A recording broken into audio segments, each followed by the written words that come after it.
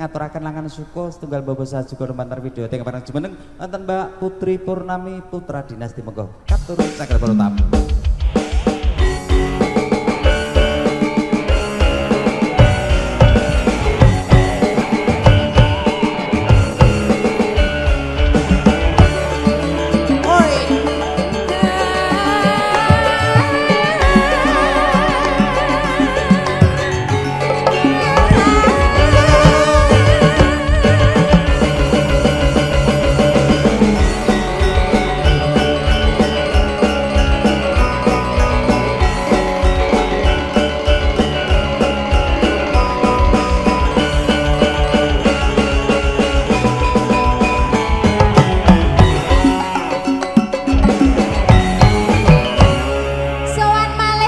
Suwan malih dereng kepaten pengantuk dawuh lajengaken lampahing tata pacara menika tasih kepareng ngaturaken langan suka. Langan suka. Pamundutan setunggal bapa sajuga iki para lenggah bapak-bapak ya urung ngersake lagu. Oh ngono. Wow. Pak Sumadi ngersake lagu napa? Mboten. Mboten, pokoke agek Mas bengi iki lagi. Pak Sakya ngersake lagu apa? Mboten.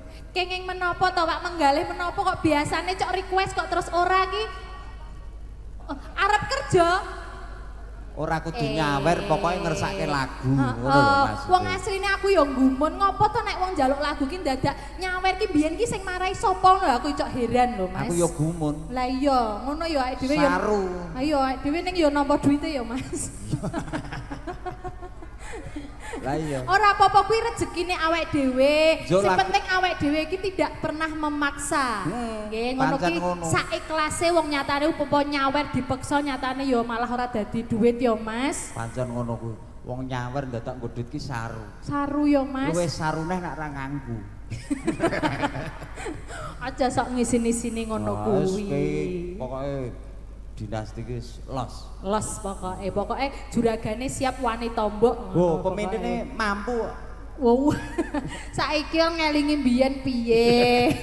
Yo, beromong mampu. Dadi aja sok kemaki lho, Mas. Dadi awake dhewe dadi wong ki kudu bersyukur. Bersyukur. Dadi aja terus kok merasa kurang terus ngono lho, Mas. Awakmu upama kurang mungkin kurang aku di sampingmu, Mas. Gombel. Pokoknya melarat sugih menungso kuwi tergantung awake dhewe. Tergantung awake dhewe nglakoni. Bener-bener ya, Mas. Injih menika wau pas aku ngadeg pertama mau anu Mas manten Mbak manten durung rawuh ya, Mas. Nggih, selamat menempuh hidup baru Mas manten Mbak manten. Mugi-mugi pokoknya jodoh langgeng donya akhirat. Pokoknya jenenge wong wis omah-omah udah siap menikah harus sudah punya komitmen tidak boleh ganti-ganti lagi satu untuk selamanya. Saman wis Mbak Rahma. Wis ora usah melu nuturi. Soalnya awakmu dhewe ra iso nglakoni ya. Ya, dadi ora usah. Tidak usah. Dilarang keras. Wong donga ki aja diamatke aku. Loh, paling tapi kan piye kene wis sami pirsa Mas Wandi iki kepiye to uripe omah-omah iki kepiye lah ya wis sami pirsa to Mas. Wandine donga ki lho aja ngamatke sing donga. Lah terus. Ya jenenge kuwi. Maksude kuwi Mas Budi wis ndek Mbak Rahma iki lho. Heeh. Aja cok pengen liyane nek arep tentrem uripe ngono lho. Lah iya, nyatane ya. Lah aku lho, deloken aku lho, deloken aku ngono. Entek-entekan masake ade ya. Terus nyebut saiki. Pancen yo Pak ngono kuwi kok. Tak kandhani jenenge wong wis omah-omah kuwi ya.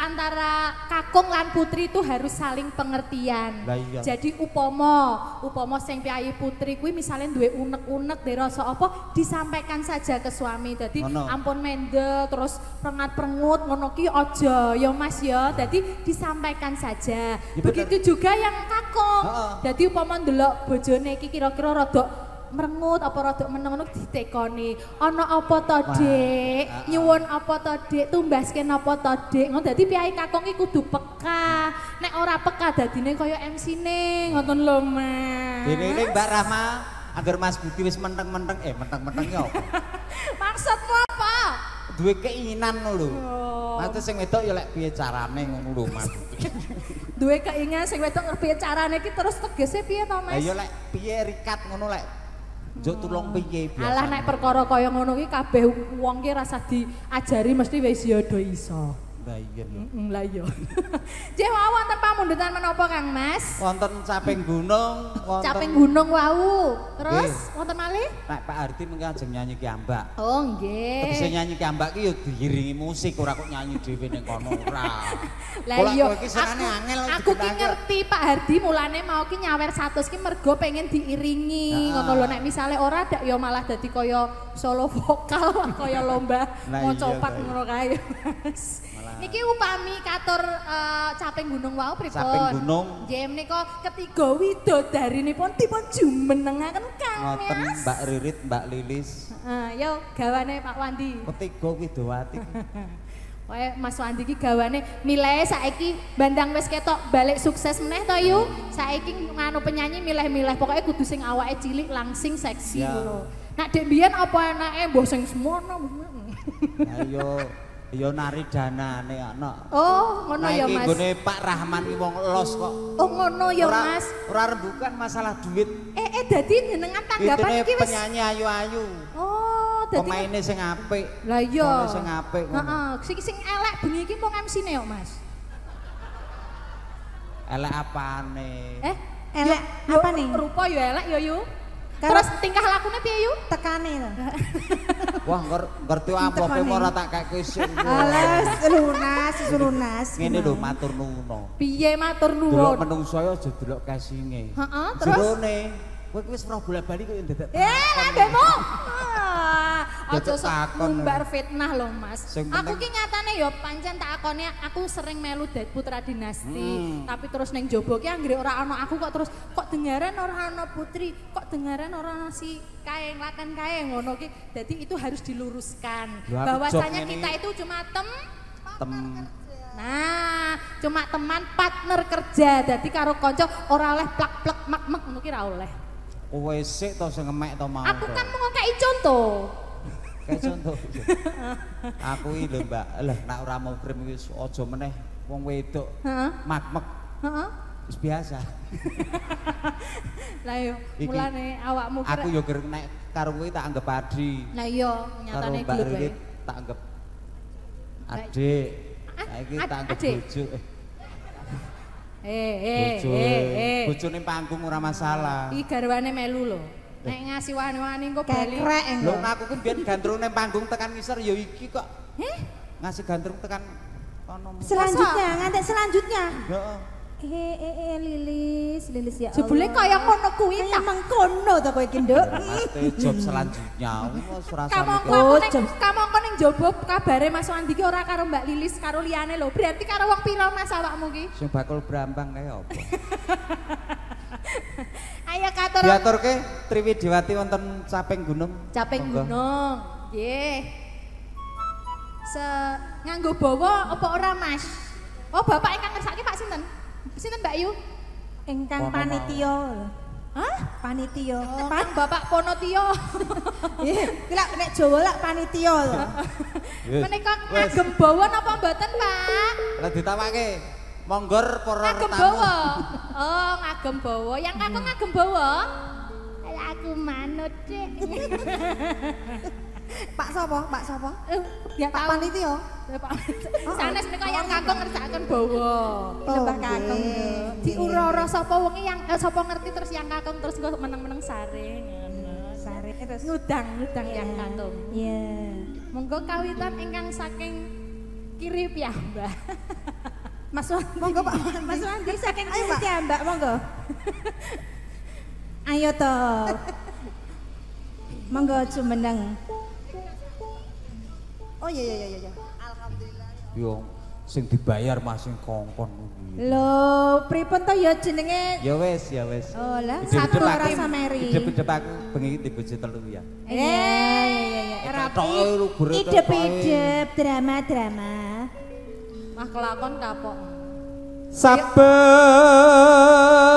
bengi.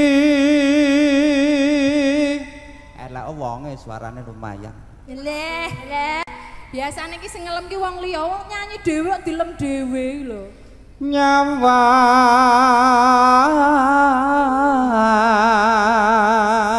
Stop. sekedap. Derek pirsa kagem para tamu niki mawi jenggleng mboten Pak Bu? Jenggleng. Oh nggih. Lah nek aku sing mangap ku ya sing jempeng kok aku malah. Tak jempeng to. Jenggleng. Lah ya jenggleng kuwi lho. Nek kene sing nyanyi sing jenggleng kono. Ya ora. Nyanyi karo kon jenggleng. Nyanyi karo jenggleng iso. Ayo iki nduk putri sik. Kok gentenan aku lak Lilis. Sik rada wae. Tarono sik nduk ya. Belum tahun jempeng kowe ya. Coba bengi iki tak kei kesempatan, Mas. Nak misale ora masuk, aku aja dijak meneh. Tenane. Ora masuk. Kudu masuk lho. Masuk. Iya, Maksudnya masuk. Engko nek ra Iki lho jenglengane iki penak ngono lho, Mas. Oh, penak iya. Awas nek ra masuk. Nyawa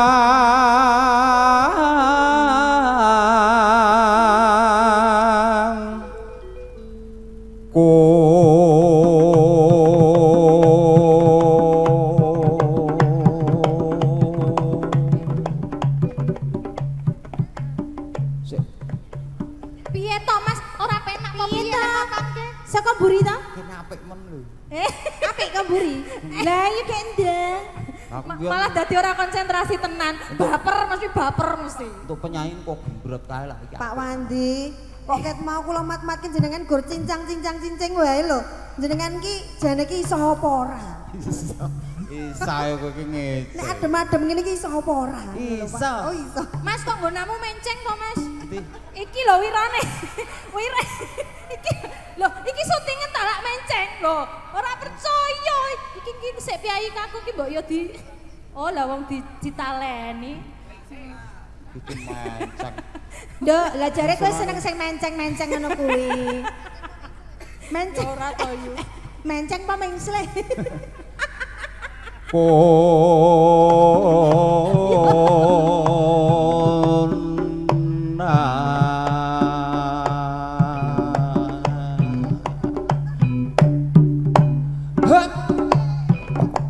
Urung. Yo Jereng Mas. Siap. urung pas. Nyangkol. Alah. Lah iki masuk kan. Lis. Masuk. Wis masuk. Ben, wis masuk berarti. Kowe iki omongan yo mencela-mencela to nduk sesuai requestmu jare njaluk masuk. Lah, Wis to iki? Wis ngerti masuk kok ya dipepet-pepet mundur. Gebanteren. kuwi Banter. Malah dadi Bener terus omongane iki, nganu lho, tenan. Kowe iki sembrono nek terus ngene kebukti iki. iki lho Mau omongane. sing mengsle nggonamu saiki nggon aku to, Mas. Lah ya kan jare masuk Ora ora kok wis. biasane anggere tak ngono kowe muni kok iki mu ora. Kok nganggo ngono barang to, Mas? Biasane ngono kok. Kesek. Kose, mah pencap-pencepi, Mbak. Kosek ndondok kosek. Jim. MC larang kok kosek. Katoke kaya ngopo ki? Katoke gambar apa ki mau? Apa to Pak kowe mau? Hello Pokemon. Kitty. Pokemon ki? Oh, Pokemon. Hello Kitty ya tekmu kuwi apa ya wong lanang ki nganggo pink jeroane Lah iya ki mau nggonamu lho, Mas. Iki. Gambare Pokemon. Pokemon. Oh lah ya kuwi sirahe kuwi ketok. Yen memajang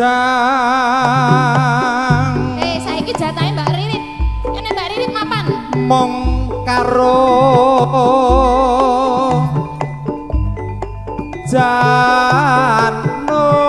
janur kune. Ayo Pak, siap-siap no kok yo jenengan ki. Ayo Mas. Kalau. Ayo Mas. Sing putri wis ngeplek kan lho Pak. Ayo Pak, kono ndang. Ayo Mas jengleng aku. Kan to Mas? Aku mau Aku Mas. Kaget to Pak iki lho. aku mau wedi aku. Jengleng aku Mas. Aku mak sing rada angel-angel mah gelem Jengleng aku cepet dong Mas. ngetek kae. Di tadi. Gendang to. Aku sing rada gemang-gemang sithik Lah ngono aku iya, malah mbok ya kaya putri mau iso masuk lho. Tak kandhani Mbak. Piye? Kayak ono resep jamumu kuwi lho apa? jamune apa? Kok mau mimik pisuruk urung? Pisuruk. Burung. Oh. Pisuruk ya Pisuruk apa? ya. Ngombe ya pisuruk sik. Bapak Ibu, kajenge staminane fit. Jangan lupa minum pisuruk. Pisuruk. Pisuruk apa? Pine apa? Kopi. Heeh. Susu. Jeruk. Oh alah. Tak kira tekmu. Lah ya jerukku. Ayo ndang. Aku Cepet Mas. Gak lho Pak, wis ngetek kaya ngono ya. Ku lho malah dadi wong ngene rasane. Iki lho. Oh malah bobok. Lu jare buke malah bobok. Lah nyok Kang nak pengen Kang timbang anu Kang. Kang Rahman nih lho. Pak Rahman. Ngasih. Pak Rahman ajeng jengleng mboten? Mboten. Lha diarep buke. Pak Besan? Pak Besan ajeng jengleng mboten? Mboten. Ya jano yo pengen. Jangan ngono asline. Pak Besan semar berlalu. Mesam-mesum kok ya. Wes lagi Mas. Ndok lilis gendi iki jatahe sing jengleng. Jengleng to ya. Ya Allah, suwe ra tau dijengleng lho Mbak. Tenane. Iya, kandhane kok. Tenan ra Maidora ya. Ora tau adu jenengi terus sing mau sing ngeterke mau sapa? Dari depan apa dari belakang? Sing ngeterke mau sapa? Kayak sopir. Oh. Iya. Aku ora lho. Apa enek to? Enek to? Enek lho kuwi jane piye? Sing nggawa kono. Wis saiki jare karo bakul koran kae. Alah Pak.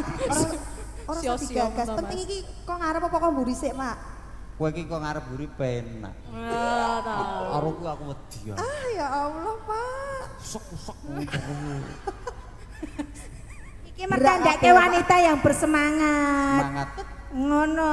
Iki Dik, iki angger bojoe mati gasik. Mbahmu. Lah ngopo Pak disekso? Kudu kentres kok ya piye. Ya kudu semangat, ra semangat. Lemes sithik kaya bojone kaya bojone ngomong kok digecek lho ora kanggo.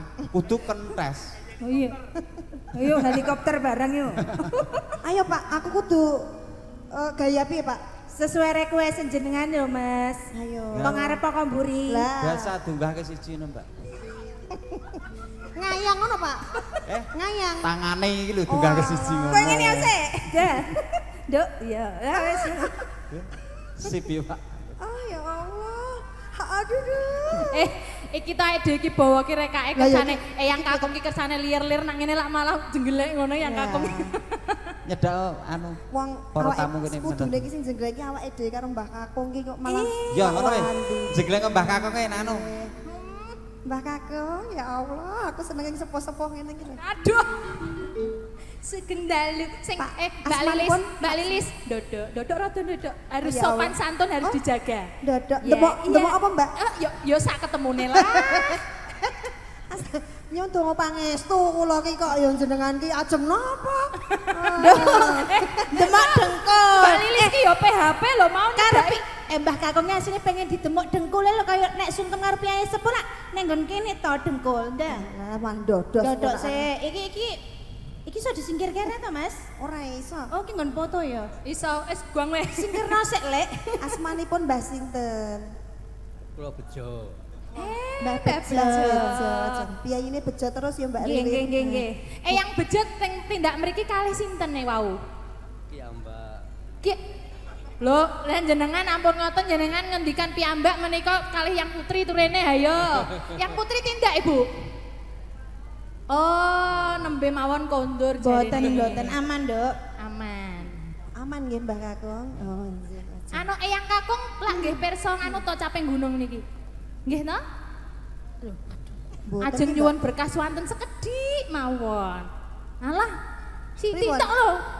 Mboten kersa Yang Kakung. Yang Kakung penikmat saja. Karo kowe do ora gelem to ya, jijal karo kakak. Coba yuk. Mbak Kakung, monggo to wong. Lah wong mboten sakit kok, Mbak. Mboten sakit saestu.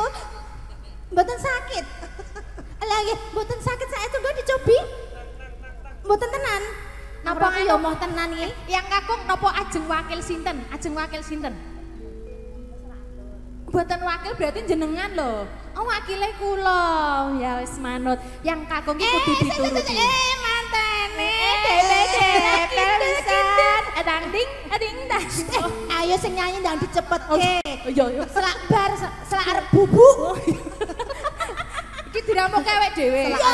Ya wis yo. Lulus depel-depel.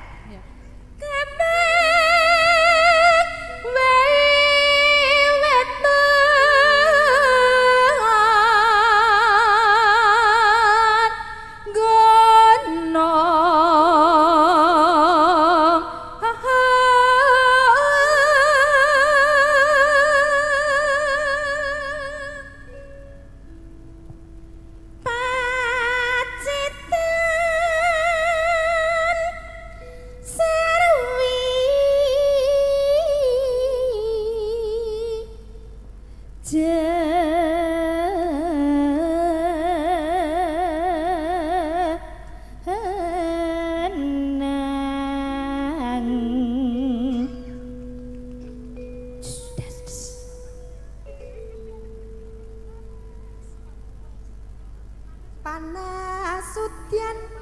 udan panas aleng-aleng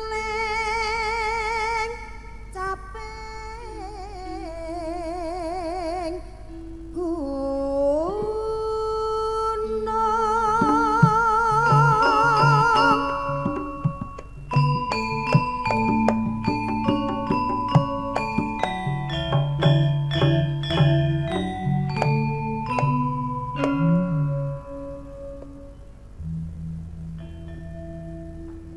Delok nadane kaya arep parikan ning ora wae. Ora iki. Kok iki prei kenceng.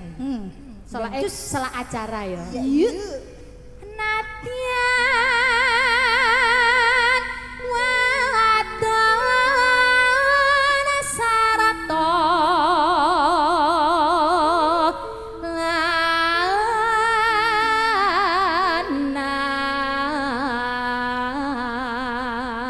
Ino maneh banyu bening. Lho jare salah aja. Iya, cepet tok ya. Nah, iya aku ki kurang peka piye ngono. Iya, cepet banget ya, Mas, cepet. Niki acara Mas Wandi. Enak toh? Oh iya. Ya. Dek jaman berjuang jore kelingan anak lanang yen tak openine saiki ana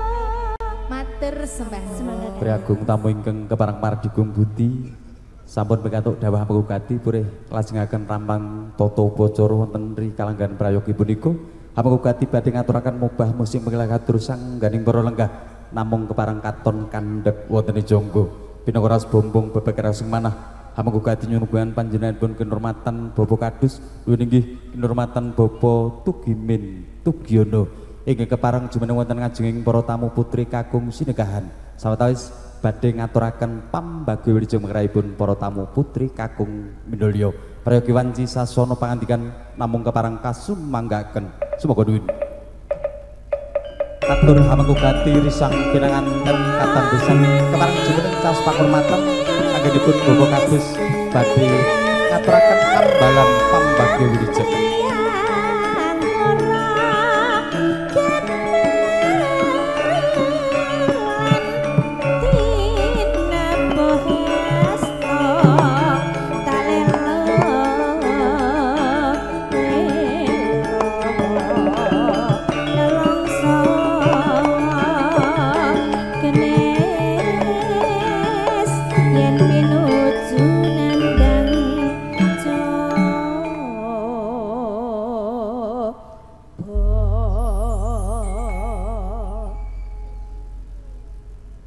Assalamualaikum warahmatullahi wabarakatuh.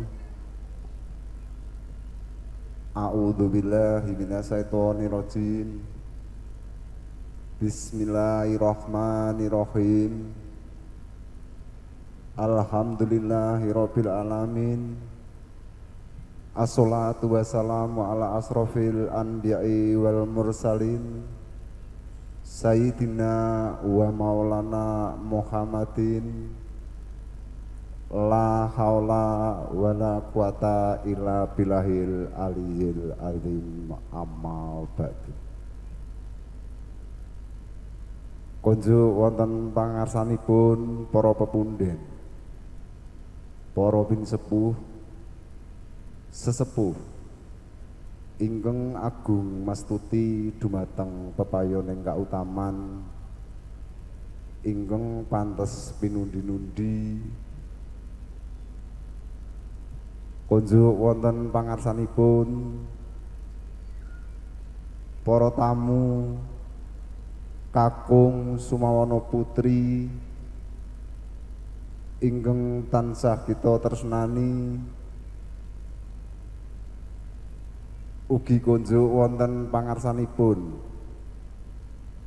kadang besan sutresna sak pengombyongipun sedaya ingkang tansah kita hormati. Ugi konjuk wonten pangarsanipun seniman seniwati putra dinasti ingkang bagya mulya. Ngaturaken gunging panuwun bilih putra dinasti sampun paring panglipur saking pamundhutipun Bapak Rahman sekalian Ibu ingkang menika dalu kagem panglipur panjenengan sedaya saestu matur suwun sanget. Ugi konjuk wonten pangarsanipun para tamu kakung Sumawana putri ingkang bagya mulya.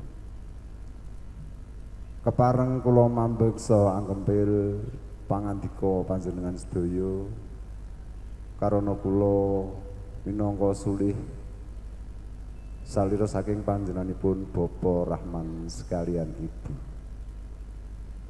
Awit piyambakipun boten kuwawi matur piyambak saking bombonging manah saha birawaning penggalih. Pramila utusan dhateng tiyang kawula ingkang sepisan saking panjenenganipun Bapak Rahman sekalian Ibu ngaturaken sugeng rawuh menggah rawuhipun para pinirenggah sedaya. Ingkang kaping kalihipun saking panjenenganipun Bapak Rahman panjenengan sedaya kasuwun lenggah ngantos mardu mardikaning penggalih. Ingkang kaping tiganipun saking panjenenganipun Bapak Rahman sekalian Ibu ngaturi rawuh panjenengan sedaya. Saperlu panjenenganipun Bapak Rahman anggenipun ngawiwaha putranipun inggih menika ingkang asesilih Dimas Bagus Budiono ingkang menika sampun dipun dawuhaken kalian putrinipun Bopo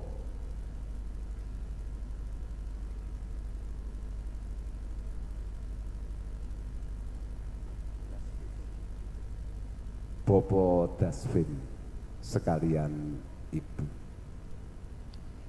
Pramila panjenenganipun Bapak Rahman sekalian ibu ngrawuhaken panjenengan sedaya kasuwun donga pangestunipun.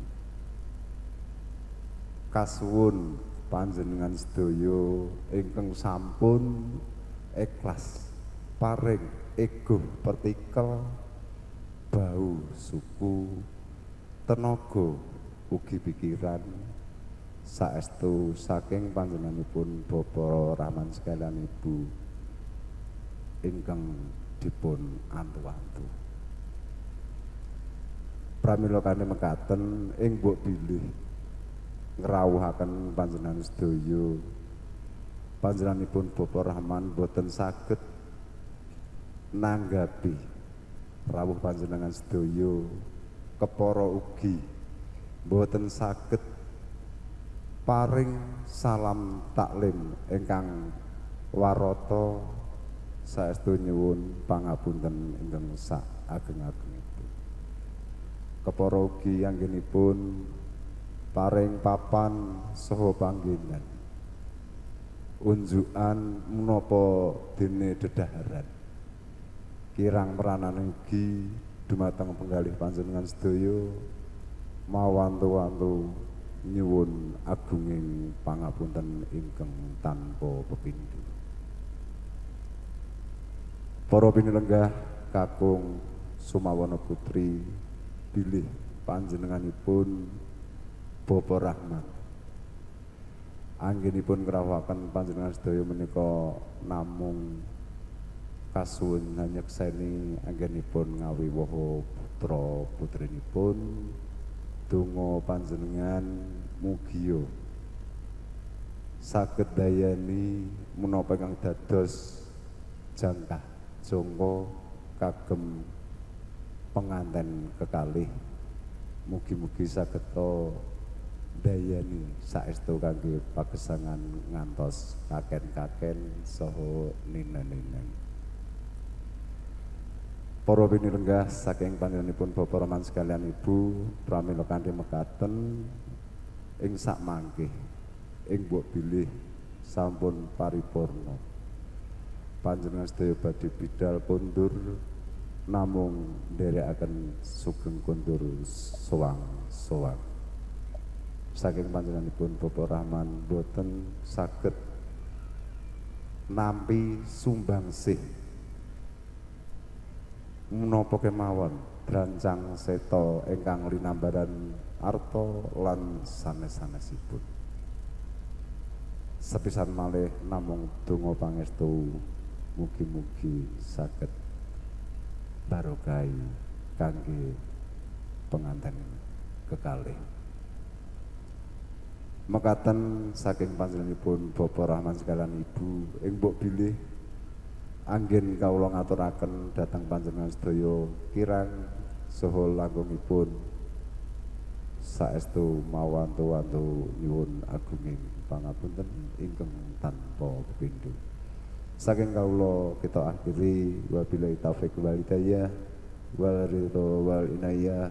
Akhirul kalam wassalamualaikum warahmatullahi wabarakatuh. Nuwun kawula nuwun. Babaring pangandikan pambagya wijeng sinartan kababar panjenenganipun Bapa Tugimin Tugiono sampun kepareng paripurna wonten ngajenging para tamu putri kakung Minulya. Prayogi wanci badhe nglajengaken lampahing tata pacara nggih atur hastungkara utawi doa ingkang badhe katuraken panjenenganipun Bapa Ngatyono sasana prayogi wanci namung kepareng kasumanggaken sumangga nuwun.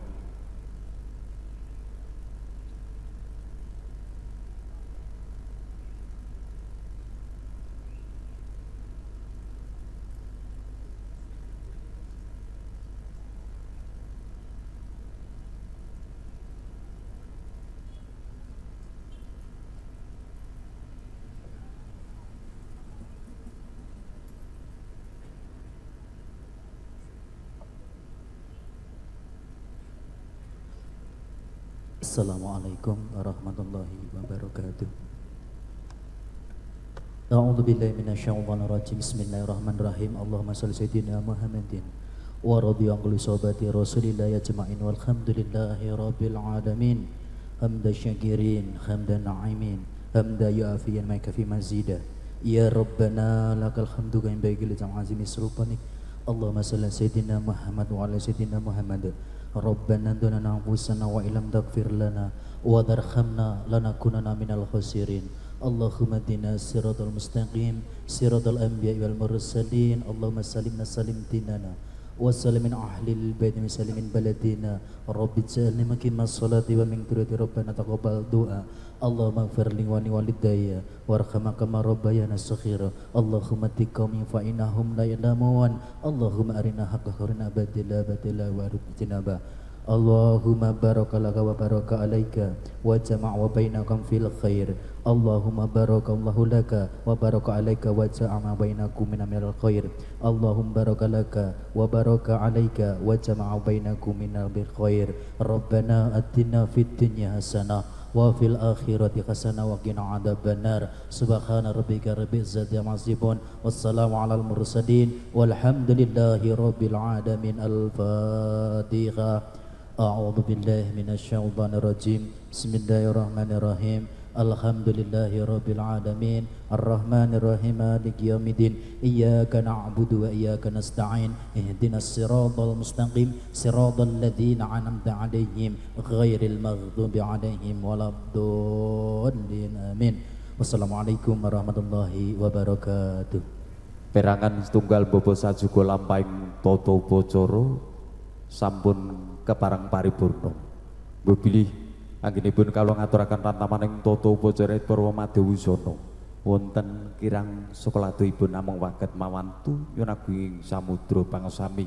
Amengku kadiri sang pinanganten sarimbit katang pisan Sutresna sampun keparang lengser saking palenggan pinajang tumuju wonten ngajenging pandhapi pahargan supados nderekaken kunduripun para tamu suwang-suwang para kanca diderekke perahu layar. Monggo.